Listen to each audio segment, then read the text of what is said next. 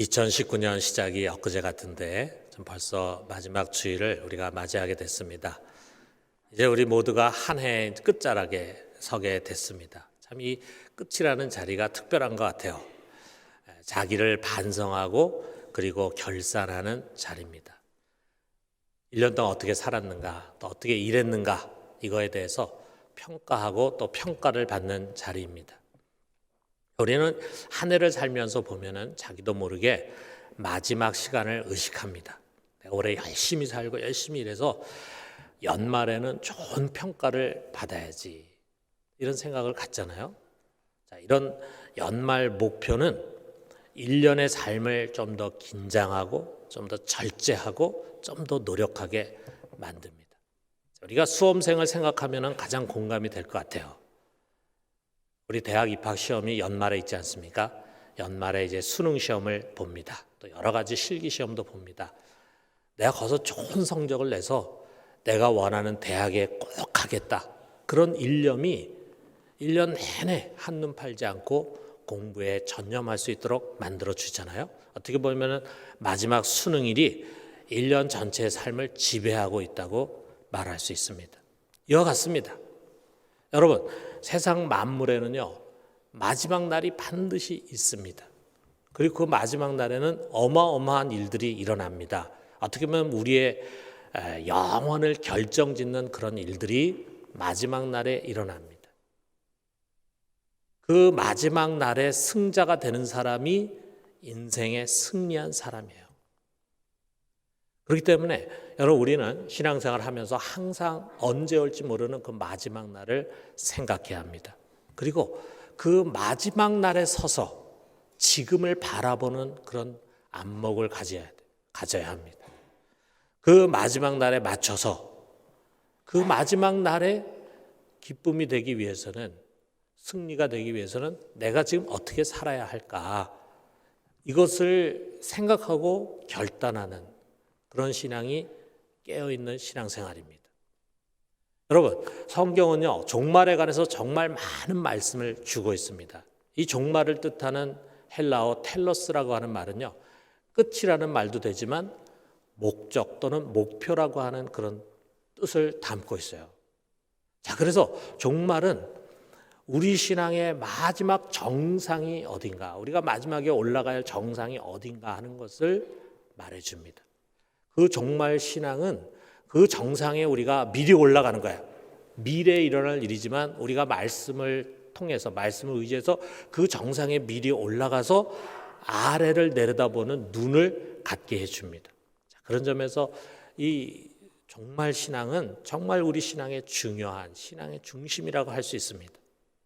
자, 그런데 수능이라고 하는 거는 우리가 벌써 연초에 다 정해지잖아요. 언제 시험을 친다라는 날짜가 정해집니다.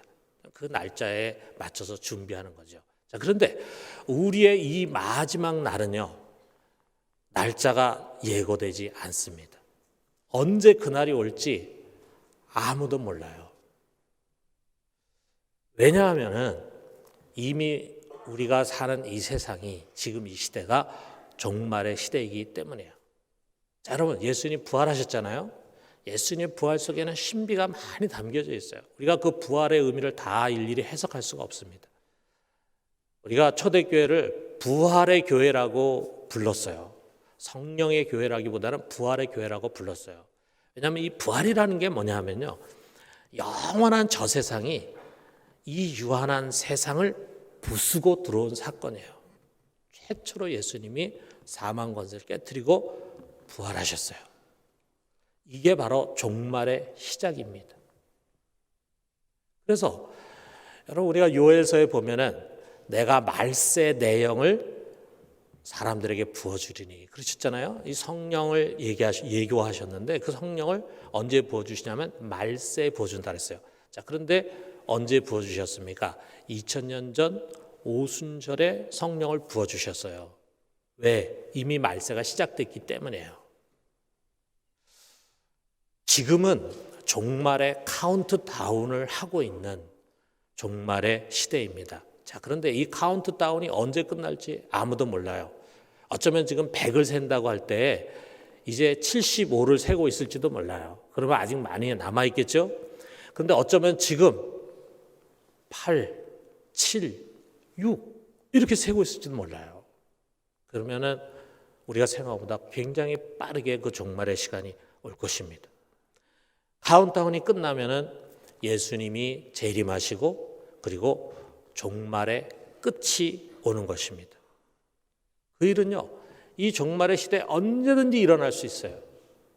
이미 재림의 징조는 우리 시대에도 충만합니다. 이미 주님께서 문 앞에 서셨다고 말씀하십니다. 33절에 보니까 이와 같이 너희도 이 모든 일을 보거든 인자가 가까이 곧 문 앞에 이른 줄 알라. 여러분, 우리 주님께서 우주 저편 멀리 계신 것이 아닙니다. 시공을 초월하시는 그분이 이미 아주 가까이 우리 문 앞에 도착해서 서 계십니다. 그 문을 열면은 그리고 들어오시면은 끝이에요. 그러므로 여러분, 우리가 오늘 1년의 마지막 주일에 예배를 드리면서 이 종말 신앙을 좀 돌아봐요. 주님은 마지막 날을 대하는 우리의 자세가 어때야 하는가 하는 것을 오늘 이 말씀 속에서 두 가지로 가르쳐주고 있습니다. 첫째는 뭐냐면 깨어서 긴장하라라는 거예요. 주님 먼저 너희는 이래서는 안 된다라고 하는 것을 노아 때를 가르쳐서 말씀해 주십니다. 37절에 38절 보니까 노아의 때와 같이 인자의 임함도 그러하리라. 홍수 전에 노아가 방주에 들어가던 날까지 사람들이 먹고 마시고 장가들고 시집가고 있으면서 그랬어요. 자, 노아가 이제 방주를 다 짓고 그 방주 안에 주님의 계시에 따라서 방주 안에 온 가족이 들어가 이제 곧 비가 내리기 시작합니다. 그때까지 사람들은 무엇을 했느냐 하면 먹고 마시고 장가들고 시집가고 했다 그랬어요. 자, 이게 뭐가 문제입니까? 우리 이거 지금도 늘 하는 일 아니에요? 또 꼭 해야 하는 일 아니에요?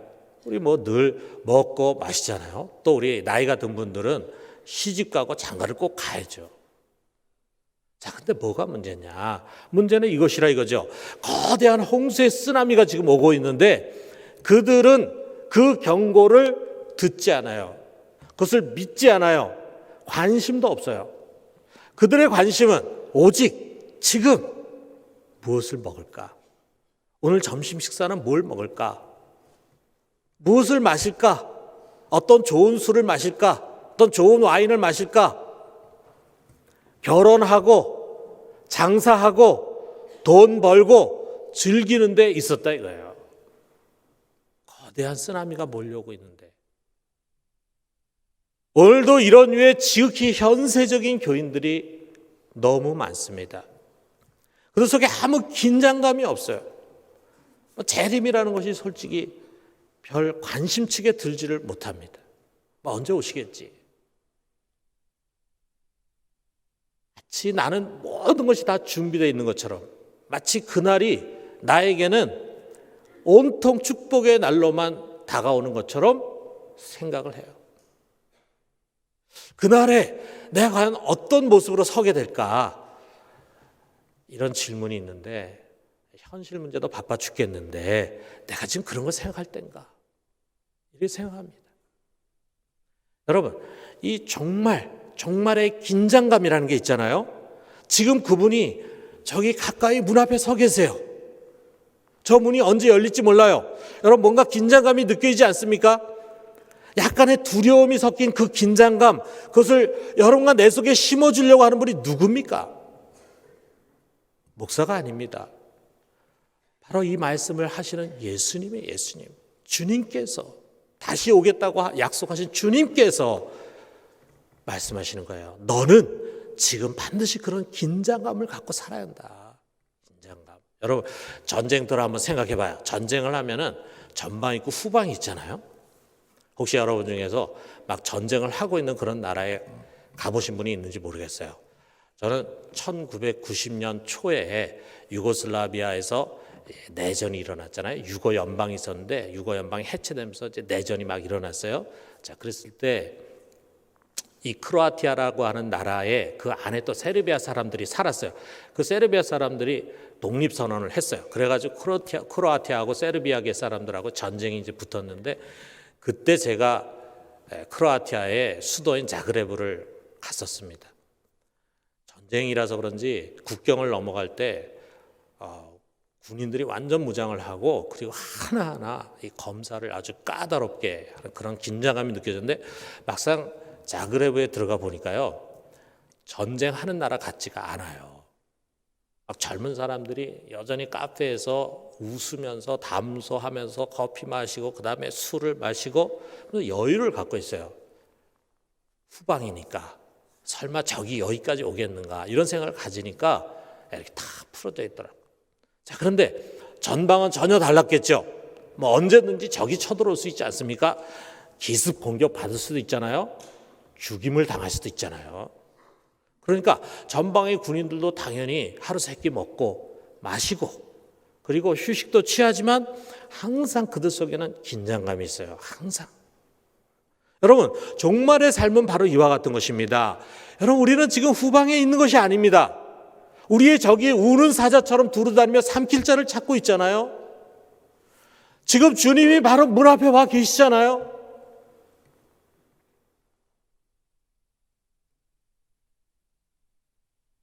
우리는 그렇게 풀어져서 신앙생활을 하는 사람들이 아닙니다. 여러분과 내 속에 이 긴장감이 있어야 합니다. 그렇다면은 우리가 어떻게 해야 되는가? 우리가 종말 신앙을 맞이해서 그러면은 이제 곧 오실 주님을 맞이하기 위해서 어떻게 해야 되나? 내가 하던 일 다 내려놓고 그리고 산으로 들어가야 되나? 기도원에 가서 기도하면서, 기도에 전념하면서 곧 오실 주님을 기다려야 되나? 그게 종말 신앙인가? 이렇게 잘못 알고 있는 사람들이 있고 그렇게 가르치는 사람들이 있습니다. 자, 거기에 대한 답을 우리 주님이 주시잖아요. 40절에서 41절에 보니까, 그때 두 사람이 밭에 있음에 한 사람은 데려가고 한 사람은 버려둠을 당할 것이요, 두 여자가 맷돌질을 하고 있음에 한 사람은 데려가고 한 사람은 버려둠을 당할 것이니라. 자, 남자들은 밭에 가서 일합니다. 여자들은 집에서 맷돌질을 하면서 가사일을 합니다. 늘 반복하는 일이죠. 뭐 지금은 안 그렇지만 옛날만 해도 남자들은 밖에 나가서 일하고 직장에 가서 일하고 여자들은 집에서 가정을 돌보면서 가사일을 하잖아요. 반복하는 그런 일상의 일이죠. 근데 바로 거기서 주님을 맞이하게 되는 거예요. 우리 일상의 삶 가운데서 우리는 마지막을 맞이하게 됩니다.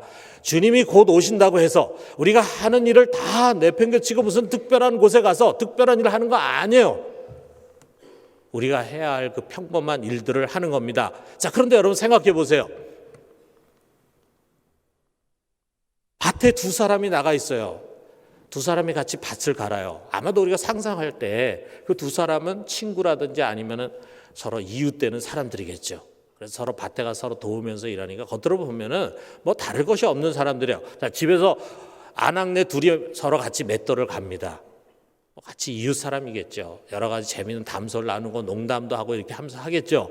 뭐가 다릅니까? 자, 그런데 밭에 두 사람이 나가서 일하고 안에서 맷돌질을 두 여자가 하고 있는데 한 사람은 데려감을 당하고 한 사람은 버려둠을 당할 것이다. 똑같이 일하고 있는데 어떤 사람은 주님이 오시는 날 주님을 영접하고 맞이하면서 구원을 받는 것이고, 어떤 사람은 구원을 받지 못하고 버림받는다. 자, 이유가 뭡니까? 여러분, 이유가 뭐라고 생각합니까? 여기 한 사람은요, 일하면서도 오실 주님을 기다리면서 깨어 있어요. 자기가 하는 그 일이 하나님과 무관한 일이 아니에요.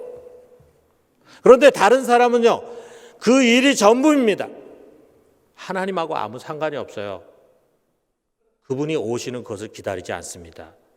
이것이라 이거예요. 무슨 일을 하느냐가 중요한 것이 아니라 마지막 날을 의식하고 긴장하고 사느냐, 이것이 중요한 것입니다. 자, 그런데 우리가 여기서요, 이 마지막 날이라고 하는 걸 생각할 때 그 마지막 날이 재림의 날만은 아닙니다. 우리가 죽는 날도 마지막 날이에요. 여러분 한번 생각해 보세요. 죽으면 끝입니다. 죽으면 다시 믿음 가질 수도 없어요. 믿음을 가질 기회도 없어요. 죽으면 우리가 심판받을 운명을 바꿀 기회도 없어요.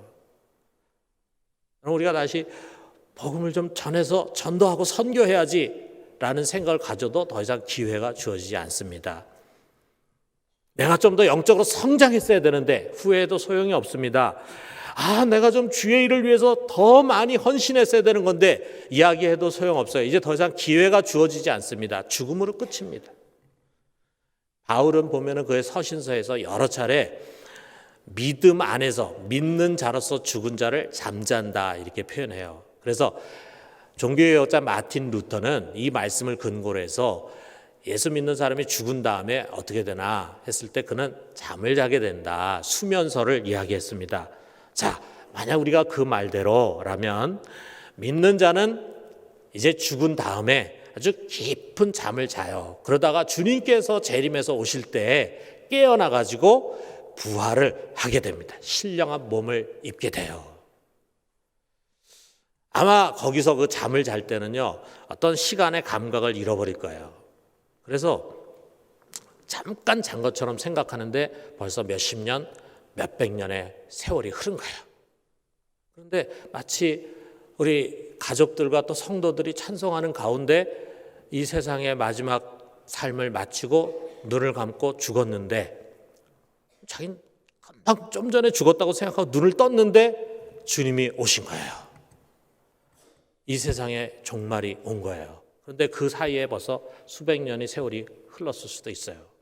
느끼지 못한 거예요. 자, 그러니까 우리가 죽는 날은요, 세상의 종말과 다를 바 없는 마지막 시간입니다. 자, 그런데 그런 날들이요, 다 예고 없이 우리들에게 찾아옵니다.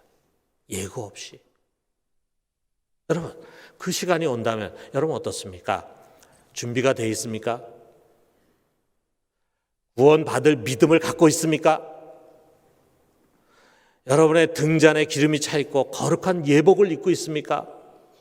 믿음의 길을 잘 달려가고 있습니까? 여러분, 우리 깨어나야 합니다.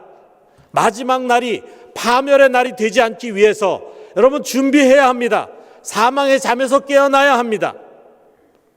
죄와 벗하면서 일락을 추구하는 삶에서 돌아서야 합니다. 아직 내게는 시간이 많지. 아직 내가 젊으니까 나에게 마지막 날이 아직 많이 남아있지. 주님께서 늘 2000년 전부터 오신다 그랬는데 내 시대에 오시겠나. 그렇게 하면서 안이하게 살면 안 됩니다. 여러분, 우리가 믿음 생활할 때 종종 시련이 오죠. 심지어는 그 시련이 너무 커가지고 이제 죽을 위기와 고통을 겪게 되는 경우들이 있죠. 그게 뭔지 아십니까? 여러분, 우리를 깨우시는 하나님의 섭리입니다. 우리 교인들 중에 그런 이야기 하는 분들이 있어요.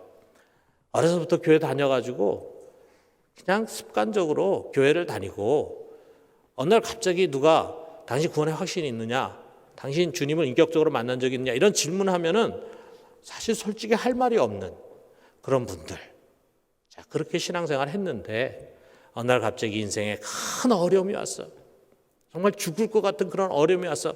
그러니까 어려서부터 들은 풍월이 있으니까 하나님 앞에 나가서 부르짖습니다. 매달립니다. 그러는 가운데 그 문제가 해결되고 구원을 받고 다시 살아나게 됐을 때 비로소 제대로 된 신앙을 갖게 되고 그때부터 신앙생활을 하게 됐습니다. 라고 간증하는 분들 있잖아요.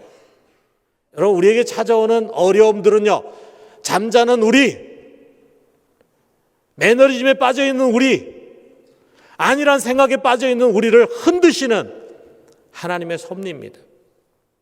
깨어나야 합니다. 정신 차리고 신앙생활을 바르게 해야 합니다. 여기 42절에 말씀하세요. 그러므로 깨어 있으라. 어느 날에 너희 주가 임할는지 너희가 알지 못함이니라. 여러분, 다시금 마지막 날을 의식하면서 영적인 긴장감을 회복할 수 있게 되기를 주님의 이름으로 축원합니다. 두 번째로는 상을 받도록 하라 말씀하세요.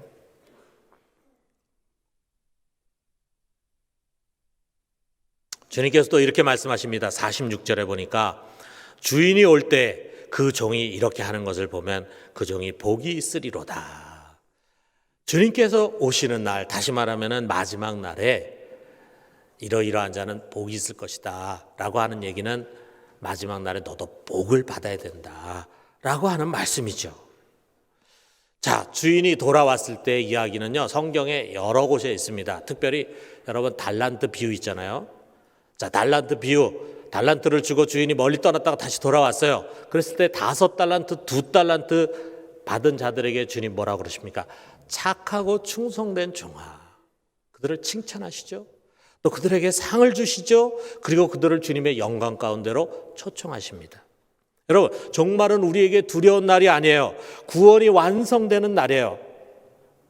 우리의 육신까지도 성량이 됩니다. 우리 영은 지금 성량되어 있지만 우리 육신이 성량되지 않다 보니까 우리가 끊임없이 죄의 유혹을 받고 이 육신이 연약합니다. 그런데 이 육신이 성량이 돼서 우리가 영광의 몸을 입게 되고, 그리고 우리를 괴롭히던 죄와 질병과 고난과 죽음이 다 사라지고 그야말로 새 하늘과 새 땅에서 영원히 살게 됩니다. 그 시작이 바로 이 마지막 날이에요. 자, 그렇다면 여러분 생각해 보세요. 그 날에 부활한 모든 성도들이 동일한 대우를 받게 될까? 평생 오직 주님만을 위해서 좁은 길 가고 십자가 길 가고 자기 가진 모든 것을 다 헌신하고 그렇게 살면서 심지어는 순교한 그런 사람과 평생 자기 마음대로 살다가 그냥 마지막에 병상에서 죽기 바로 전에 예수 믿는다 고백하고 세례받고 죽은 그런 사람, 또는 예수를 오랫동안 믿었지만 평생 자기만을 우선하면서 산 세속적인 신앙인, 그런 세 부류가 다 똑같이 대우를 받는 거, 여러분 그것은 공평하지 못합니다. 여러분, 우리가 구원이라고 하는 것은 오직 예수 그리스도의 공로로 값없이 받아요. 우리 노력으로 구원받을 수 있는 것이 전혀 아니에요. 그렇지만 상급은 다릅니다. 우리 중에 분명 어떤 사람은 마지막 날에 우리 주님으로부터 의의 면류관을 받게 될 것입니다. 말로 다 할 수 없는 칭찬과 상급을 받게 될 것입니다. 어떤 사람이 그럴까요? 주님 말씀하십니다. 45절에 보니까 충성되고 지혜 있는 종이 되어 주인에게 그 집사람들을 맡아 때를 따라 양식을 나눠줄 자가 누구냐? 내가 진실로 너에게 이르노니 주인이 그의 모든 소유를 그에게 맡기리라. 그는요, 충성된 사람이에요. 충성된 사람, 신실한 청지기가 돼가지고 지혜롭게 주인의 집을 돌보면서 하인들에게 때를 따라서 양식을 나눠줘. 그래서 그 하인들이 건강을 유지해가지고 주인의 집을 위해서 힘쓰도록 해주는 지혜로운 청지기예요. 이처럼 여러분, 마지막 날에 큰 칭찬과 상급과 영광을 기대하는 사람은요, 평생 주님께 충성된 자로 살아갑니다. 뭐 반짝 한때 뜨겁게 뭘 하다가 시간 지나면 식어버리는 그런 사람이 아니고 평생 충성스럽게 살아갑니다. 자기에게 주신 직분에 충실할 것입니다. 맡겨진 재물과 시간과 은사를 가지고 사람들을 섬깁니다. 무엇보다도 우리에게 주신 특별한 은혜, 이 생명의 복음을 부지런히 전할 것입니다. 자신에게 주신 재물을 가지고 가난한 자들을 돌보고 선한 사업에 힘쓸 것입니다. 하나님의 영광과 그의 나라와 뜻을 위해서 고난과 수고를 마다하지 않고 헌신하는 것입니다. 왜 다른 사람처럼 좀 쉽게 살고 편하게 살고 움켜쥐면서 내 배를 채우면서 살지 않고 이처럼 짧은 인생을 고생하면서 수고하면서 나눠주면서 헌신하면서 희생하면서 살아가는가? 그 이유가 뭡니까? 여러분, 수험생을 생각하면 답이 쉽게 나와요.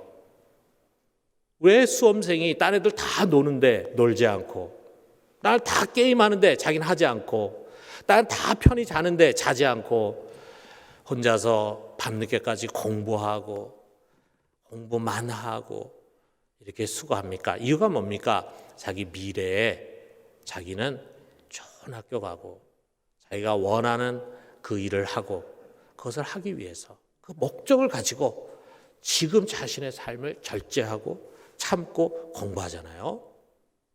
자, 여러분, 그것처럼 마지막 날에 영광을 갈망하는 사람은 지금 조금 편하고 즐겁고 자신이 한 일에 대해서 많은 보상을 받고 잠시의 부귀와 영광을 누리는 그런 삶, 그것을 거절합니다.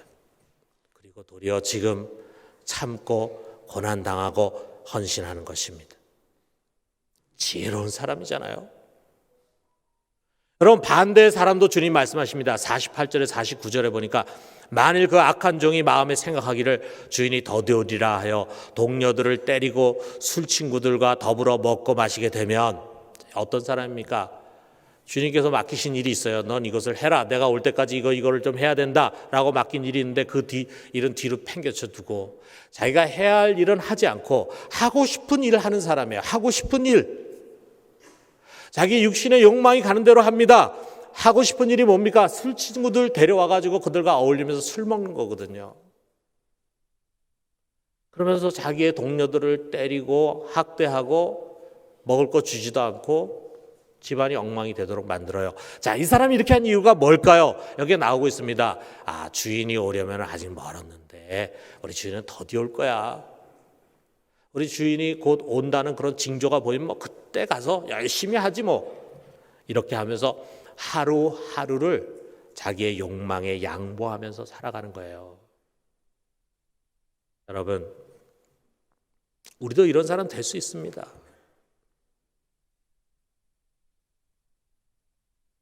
주님께서 주신 거룩한 사명을 망각하고 그저 자기의 유익과 편함과 즐거움과 영광만을 쫓아가는 사람, 이웃의 피로 아픔을 외면하면서 나와 나의 가족의 행복만을 위해서 전력 질주하는 사람, 죽어가는 영혼들에 대해서 아무런 책임의식이 없는 사람, 주님의 몸된 교회와 그의 나라를 세우는 것에 별 관심이 없는 사람, 신앙인이라고 하면서도 여전히 자기가 제일 중요한 사람, 우리 그런 사람으로 살 수 있습니다. 그러면 어떻게 됩니까?